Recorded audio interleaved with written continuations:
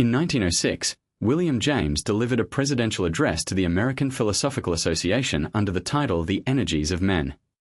It is one of the most practically important things he ever wrote, and it begins with an observation so simple that it is easy to underestimate, that most people, almost all of the time, are operating well below their actual capacity.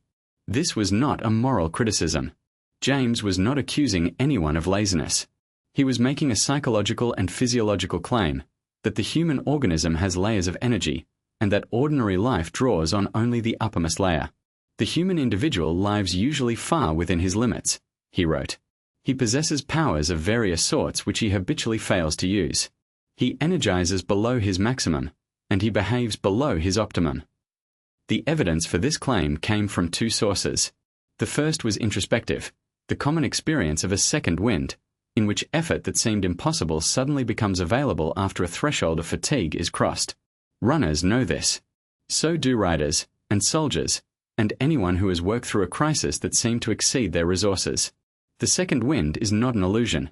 Something genuinely changes when the first layer of energy is exhausted and a deeper layer becomes accessible.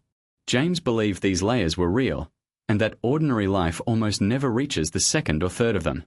The second source was the exceptional cases, individuals who seemed to operate with a sustained intensity and productivity that exceeded what their apparent gifts could explain.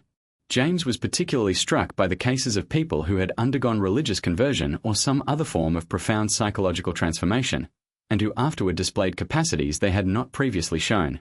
These transformations seemed to release something that had been present but inaccessible, to reorganize the psychic economy in a way that made deeper energy available on a sustained basis. Genius, James concluded, is not primarily a matter of having different raw material. It is a matter of having access to deeper reserves of energy and of being able to sustain effort at a higher level for longer periods. The genius does not rest where others rest. The genius does not accept the feeling of fatigue as a signal that work is done. The genius has, through some combination of constitution, practice, and circumstance, raised the level at which they habitually operate. This had practical implications James was eager to draw. If ordinary people are operating below their maximum, then the question becomes, what would it take to raise the habitual level? What conditions, psychological, social, pharmacological, spiritual, release deeper reserves? James identified several. Strong emotion was one. People routinely discover capacities they did not know they had when they are frightened, angry, or deeply in love. The emergency context unlocks resources that the everyday context leaves sealed. Meaning was another. People who believe deeply in what they are doing sustain effort that becomes impossible the moment belief falters. Habit was a third.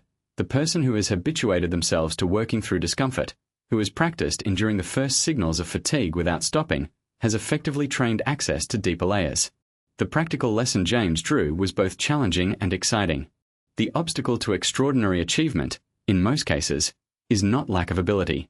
It is a habitual pattern of stopping too soon, of accepting the first layer of exhaustion as the limit, of treating discomfort as a signal that the work is done rather than as a signal that the interesting work is beginning.